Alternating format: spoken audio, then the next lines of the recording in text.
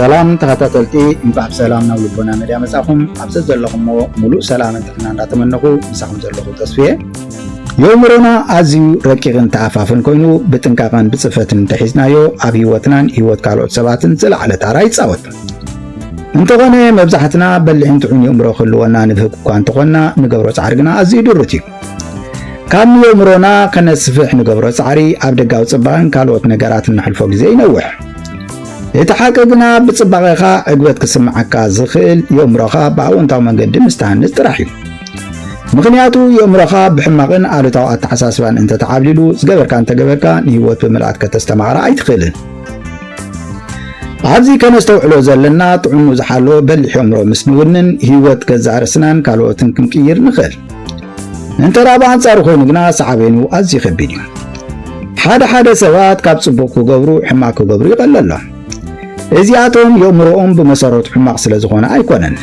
እንታይ ዳ በገዛ ፍቃዶም የምሮኦም ዘይጠቅምን ዘይረብሕን ሓሳባት በቀጻሊ ስለዘስርጽሉ እዮም ከምዚኦም ዝኣመሰሉ ሰባት ሃገር ምዝመርሑኻ ህይወት ብዙሓት ሰባት ይባላሹ በተሓረሸ ነኹን ኣዝዮም ጥዑማትን ለዋትን ሰባት ክነሶም ኣድማስ የምሮኦም ከምቲ ዝድለ ስለዘየስፍሕዎ ዘለዎም ፍሉይ ጸጋ ንረብሓ ገዛ ርእሶምን ሕብረተሰብን ካይውዓልዎ ይባኽን ስለዚህ ዕውትን ናይ ለውጥ ሰብን ክትኸውን ኣድማስ የምረኻ ከተስፍሕን ከተዕብን በቀጻሊ ዝዓር ነዚ ንምግባርካ ዞም ሽዱሽተ ኣገደስቲ ነጥብታት እንተተኸተልካ ከምቲ ትደልዮ ዓይነት ሰብ ክትኸውን ትኽእል ኢኻ ሓደ የምረኻ ክዓብን ክሰፍሕን በቀጻሊ ተቐምቲ መጽሓፍቲ አንብብ ከምቲ ድልዱልን ጽቡቕን ቁመና ክህልወካ ጥዑይን ስሩዕን ምግቢ ትምገብ የምረኻ ዝያዳ ክሰፍሕን ክዓብንካ በቀጻሊ ተቐምቲ መጽሓፍቲ አንብብ ልዑል ልቦናን ጽቡቕና ህይወት ተመክሮታትን ክህልወካ በቀጻሊ መጽሓፍቲ ናይ ምንባብ ባህሪ ኣጥሪ ስለዚ ናይ ፍልጠትካ ኣድማስ ከተስፍሕ በቀጻሊ ናይ ህይወት ተማሃሪ ኩን እንተራ መጽሓፍቲ ዘይተንብብ ኮንካ ኣብቲ ዘለካ ፍልጠትን ተመክሮን ኢኻ ተደሪድካ ትተርፍ ስለዚ ኣተሓሳስባኻ ከተስፍሕን ዕውት ሰብ ክትኸውንን እንተወሓደ ኣብ መዓልቲ ን30 ደቃይቕ ናይ ምንባብ ልምዲ ኣጥሪ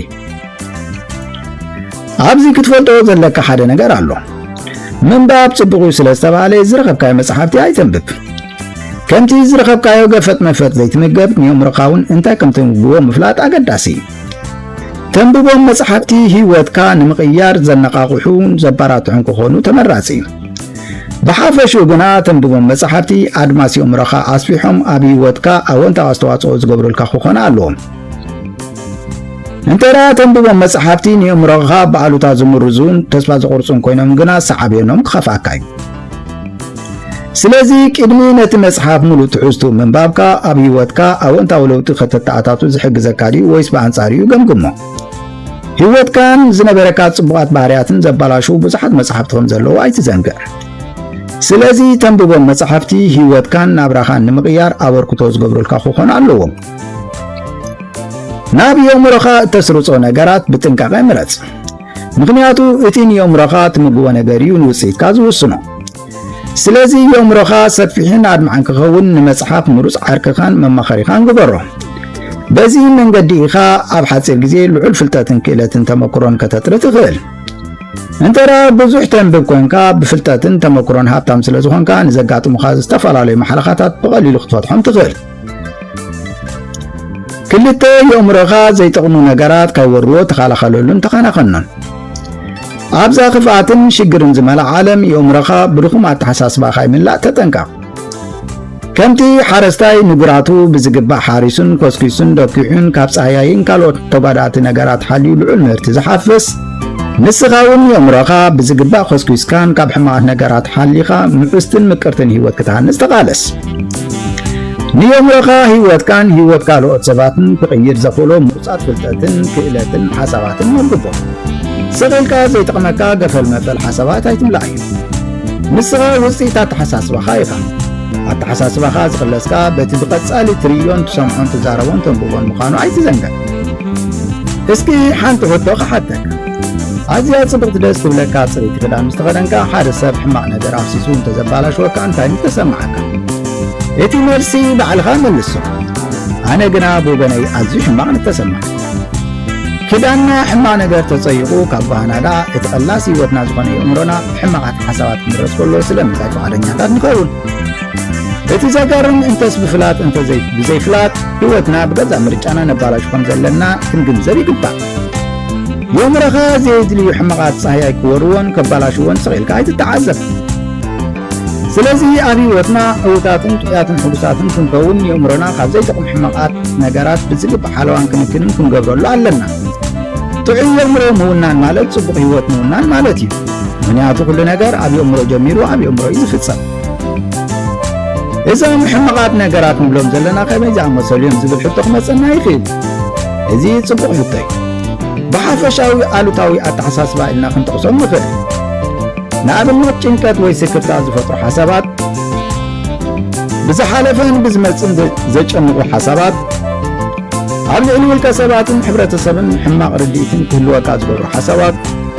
ጽልን ቅርሕንትን ዝቕስቅሱ ሓሳባት ተስፋ ዘቑርፁ ሓሳባት ብዛዕባ ክእለትካን ብቕዓትካን ዘቆናጽኡ ሓሳባት ወዘተ እዞም ከምዚኦም ዝኣመሰሉ መርዛማት ሓሳባት መዓልታዊ ናብ ኣእምሮኻ ክልዕኹ ፍቓደኛ ኣይትኹን بشلالتنت زسرتكام حماقات بحريات مس جزي سلامن عوتن تحنا عليكم باليوم رخاء زبومن زبلاشون مخانم عقدين دعم محلهم علكا زلكا بالحي يومرو بزي قدس مسلوكم أتحساس بعض الوسب بقص على بزي خات حلف انتقونكا يوم رخاء تبدومن حماق بحريات نايتساب بفقار كتورسو خمزلخا انت جنزم كلاتنا كاب حدا من شيخ مسنا نتم حبوساتن عوتاتن تحياتن إلنا نقنا علم سبات كاباناز في الليل وقند مغنيات يومرون باونتا من قديس لزغلس ويوم سلازي بروهن تصفون هوات كتنبر كمون تعين لقعين يومرو كلوكا بنقعات سفرا يومرو حلو سلسته يومرو بزعبا قزعسها صبغات كالاتن حساباتن مقرر يومرو بزقبا قطقسكسون كتكانا خانون انتخيلكا كابز تصبغين العلي وسيط تتركريخا يومرو أدمعن وسيطان بيركا كتاهنسو بمجمرتا أبزارس خازلكا رايا لوت نزل مباركان يوم رخاب زعبا بزار سخاب قص على شبغ نقر تزار قبل إني بزار سخا حماري بيت تعليكا نا يوم رخا تسقا أربحا ضعولا عيتخيل يتدين كزخان يوم رخا أربحية ربحخان نسبان سلام كان كتصاو تسبقولو انتارا بسنك عم نفس خازل لك حمار رديت بزي فرعي باخن سلازي نتي كاب حقوسن حوتن أسيركا زولو ناي بارنتا تحساس باوتيخا حدشن حقوسن وبتبتر بما جمرتان يوم رخا بزعبا نفسخا بقص على صبقات حسابات أسرطولو أبقزا رسخا صبق مسلم رديت المولاو رسة عمالنتكا يحبيو فرحن شغلو بنعتقو نتخاب كمبيوتر زبالس يوم رخا بعد محنت كبتكم اللي قبلكا سلازي كل جزي بزعبا بزا رسخا صبقات كالاتن حساباتن تطغى بحلوف تاريكان نفسخا أيتقوانا صبان أيتنكفان نتي خايت فلتكا بزار سخا زمحولكا حماق مسلي خلوط ولفوت المينا بزعبخا بغصال صندوق نقر مزرعب كمزين داولكا بغصال منس نفسخان مس سبات انتظار أنا صبغي أنا نفوعي أنا قوتي أنا قبوري خيلي أنا تفكاري أنا يفكري أنا نلفسي يفتي أنا كسرحان زخيل بقعات على نجوزة زول قالات بغصال تتقن أبالونان حبرة صبنان بزعبا جزاء رسخا صبونا قد مزراب لومر سلازي كونت سلالة مسيلو خرعيكا يخولي بزعبا جزاء رسخا بعلخا صبو ويت زاربكا من كزاربكا تصبه أبزي كتربو زلكا كسابتي تببرو زلخا نسبات سيقودا يوم سبات كايبوني إلكا كابتك توسكو تقباكا سكوتي سكت ايتبر سبات كايبوني زبل انتزقى فينا يأمر حمام كوينو حقوسن عوتن سلام العالقو شقرورن زي حقوسن يوتكت مرحي قبلكا سلازي عبل الجزار سخا صبق مسلم هلاو يوم رخا كسفن كمون نتزي تنكفكا يودنجل يوم رخا بسقب عبر الحاخة تقلو يحجزكا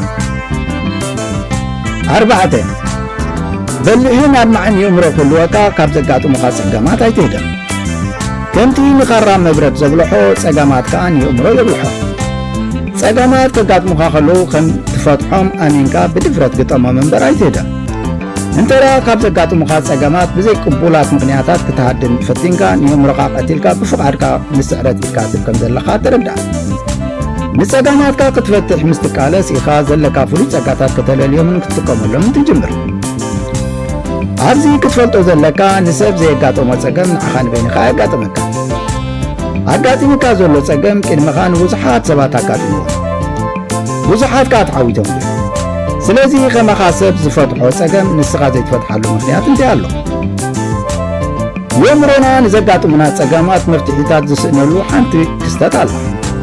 ንሳኻ ኣነ ከም ዝፀገም ኣለኒ ክፈትሖ ኣይክእልኒ ትብል ሕማቕ መልእኽቲ ንየምሮና ምስ ናሕልፈሉ እዩ። በዚ ምክንያት የምሮና መፍትሒታት ካይመንጩ ብፅኑዕ ሊቆቶ ንዓፅዎ። ስለዚ ፀገማት ከጋጥሙኻ ከለዉ ብተሓጓስን ብፀጋን ተቐበሎ። ብሂወት ክሳብ ዘለኻ ዝተፈላለዩ ፀገማት ከጋጥሙኻ ባህርያዊ ምዃኑ ተገንዘብ። ዘጋጥሙኻ ፀገማት ይዕበዩ ንኣሱ ብዘይገድስ ብኸመይ ከም ትፈትሖም ሕሰብ እምበር ኣይትጨነቕ። ንዘጋጥሙኻ ፀገማት ኣሚንካ ብድፍረት ምስ ትገጥሞም የምሮኻ ዝያዳ ተበላሒቱ ዝበለፀ መፍትሒታት ኣመንጭኡ ኣቕሊል ዓወት ከም ትጓናፀፍ ይገብረካ። ስለዚ ፀገም ክጋጥመካ ከሎ ሓዱሽ ምዕራፍ ኣብ ሂወትካ ክኽሰት ምዃኑ ኣሚንካ ካይተዓለልካ ብተስፋ ፀዓር። ንሕና ኩላትና መበገሲ ምንጭና ሓደ ክነሱ ንፀገማት ዘለና ኣራዳዳን ኣፈታትዓን ግና ዝተፈላለየ። እዚ ዝኾነሉ ቀንዲ ምክንያትካ ኩነት የምሮና ምዃኑ ተገንዘብ። ንዘጋጥሙኻ ፀገማት ዓቕልካ የፅበብካ ክፈትሖም ይኽእል ኢልካ ስጉም ትውሰድ እሞ የምሮኻ ድንቂ ኣማራፂታት ክቕርበልካ እዩ። በዚ መንገዲ ኢኻ ዝያዳ ፍልጠትን ብሉፅ ተመክሮታትን ደሊልካ የእምሮኻ ንዝያዳ ዕብየትን ረብሓን ክትጥቀመሉ ትኽእል። ኣስተውዕል እሞ ንዘጋጥሙኻ ፀገማት ክትፈትሕ ድንግል የእምሮኻ እንተዘይተጠቒምካሉ መዓዝ ተኣልካ ክትጥቀመሉ። የእምሮና ብዙሕ ድንቂ ነገር ክሰርሕ ዝተዋሃበና ፍሉይ ፀጋ እዩ። እንተኾነ ብሰንኪ ባዕልና ንፈጥሮ ደረት 5 ሚእታዊት እኳ ኣይንጥቀመሉን ኢና። 5 ስሩዕን ጥዑይን ኣመጋግባ ኣዘውትር። ስሩዕን ጥዑይን ኣመጋግባ ተዘውትር እንተኾንካ ምሉእ ጥዕናን ፅቡቕ ድልዱልን ኣካላት ወኒንካ ንቑሕን ኣድማዓን የእምሮ ከም ዘለወካ ይገብር። እንተዳ ኣመጋግባኻ ጥንቁቕን ውሕሉልን ኮይኑ ምሉእ ጥዕና ስለትውንን ኣብ ኣካላትካ እውን ቅልጡፍ ናይ እርጋን ምልክታት ኣይክሰትን። ስለዚ ጥዑይ ኣካላትን የእምሮን ክህልወካ ኣመጋግባኻ ኣፀብቕ። ነዚ ንምግባርካ ጥዕና ክህቡኻ ዝኽእሉ ህይወት ዘለዎም ምግብታት ኣዘውትር። ከም ኣሕምልቲ፣ ፍረታት፣ ጥረምረን ዓሳን ብብዝሒ ኣዘውትር። ብተወሳኺ እውን ንቑሕን ትኩርን የእምሮ ክህልወካ ኦሜጋ 3 ትሕዝቶ ዘለዎም ምግብታት ከም ዓሳን ዘይቲ ዓሳን ውሰድ። ኦሜጋ 3 ናይ ምሕሳብን ምስትውዓልን ዓቕምና ንምሕያል ኣወንታዊ ኣስተዋፅኦ ኣለዎ። ብተወሳኺ ጥዑይ የእምሮን ኣካላትን ክጉንን ትወስዱ ዓቐን ሽኮር ኣሎ። እንተዳ ብብዝሒ ሽኮር ትወስድ ኮንካ ኣብ ኣካላትካ ናይ ኢንሱሊን ምስንባዕ ይፍጠር እሞ ሽኮር እያ ዝበሃል ዓይነት ሕማም ተሓምም። እዚ ሕማም ንኣድማዕነት የእምሮና ብኣሉታ ይፀልዎ። ስለዚ ዘይስሩዕን ዘይጥዑይን ኣመጋግባ ንኣካላትናን የእምሮናን ግቡእ ስሩዕ ኣዘናብዑ ትሑት ኣድማዕነት ከም ዘለወና ይገብረና። 6 እኹል ኣካላዊ ንጥፈታትን ዕረፍትን ውሰድ። እኹል ኣካላዊ ንጥፈታትን ዕረፍትን ምውሳድ ናይ ምሕሳብን ምስትውዓልን ዓቕምኻ ይዕብዩ። ንዘጋጥሙኻ ዝተፈላለዩ ፀገማት ብኣድማዕነት ትፈትሖም ይሕግዘካ። ሓደ ሰብ ኣብ መዓልቲ ብገምጋም ኣስታት 60,000 ሓሳባት ኣብ የእምሩ የሰላስል። እቲ 95 ሚእታዊት ብዛዕባ ዝሓለፈ ነገራት ከሰላስል እዩ የእምሮና ዘሕልፎም። ስለዚ የእምሮና ማዕረ ክንደይ ብዝተፈላለዩ ሓሳባት ተዋጢሩ ከም ዝውዕል ኢና ንግንዘብ ዘለና። ነዚ ክቡርን ድንቅን ዝኾነ የእምሮኻ ኣብ ሙሉእ ህይወትካ ብኣድማዕነት ክትጥቀመሉ ዝግባእ ዕረፍቲ ክትህቦ ኣለካ። ብዘይ ዕረፍትን ሓልዮትን ስቒልካ ኣይትጠቐመሉ። ንየእምሮኻ እኹል ዕረፍቲ ምሃብ ንስራሕኻን ዕላማኻን ብዓወት ከተሰላስሎም ክሕግዘካ ከሎ ኣብ ህይወትካ እውን ሙሉእ ጥዕናን ሓጎስን ከም ዝህልወካ ይገብር። ምክንያቱ የእምሮ ምጥዓይ ማለት ኩሉ ኣካላት ምጥዓይ ማለት እዩ። ብኸመይ መንገዲ ኢኻ የእምሮኻ ተዛንዮን ተዕርፎን ግና ሜላ የድልየካ እዩ።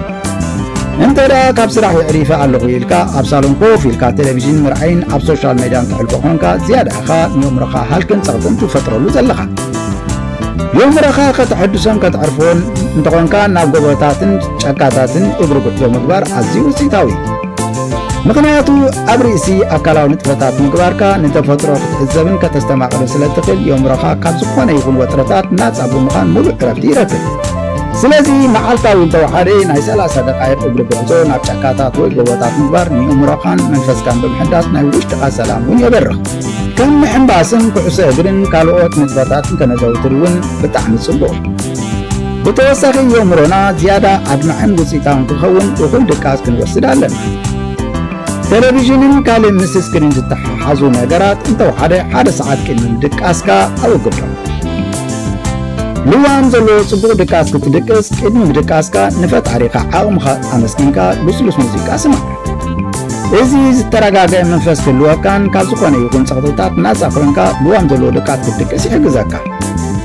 በዚ ኣገባብካ ነታ ሓዳስ መዓልቲ የእምሮኻ ንቑሑን ኣድማዕን ኮይኑ ንስራሕ ድሉብ ብምዃን ስራሕኻ ብዓወት ከተሰላስልን ሕጉስ ኮንካ ክትውሕልን ልዑል ኣስተዋፅኦ ኣለዎ።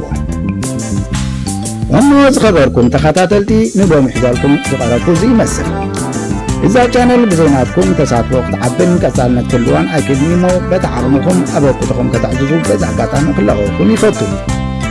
መሃሪ ቪድዮታት ከተዳሉ ብዙሕ ግዜን ጉልበትን ገንዘብን እዩ ዝሓትት እሞ እቶም ሓደስቲ ሳብስክራይብ ብምግባር ኣባል ልቦና መድያ ኮይንኩም ቀጻሊ መሃሪ ቪድዮታት ኣብ ግዜ ክበፅሓኩም ብክብሪ ዕድመኩም። ነቶም ብዝተፈላለየ መንገዲ ተባራትዑንን ሃናፂ ርእይቶኹም ብዘይ ምሕላል ትልግሱ ስለይ ዘለኹም ተኸታተልትኻ ካብ ልቢ የመስግነኩም ክብረት ያበለይ። ኣብ ቀጻሊ ብኻልእ ኣርእስቲ ክሳብ ንራኸብ ኣብቲ ዘለኹሞ ሙሉእ ሰላም ጥዕናን ዓወትን ይምነየልኩም። እግዚኣብሔር ከዓ ንሃገርናን ህዝብናን ጎረባብትናን ሰላምን ፍቕርን ሓድነትን ይዓድለና። ሰላም ቅነ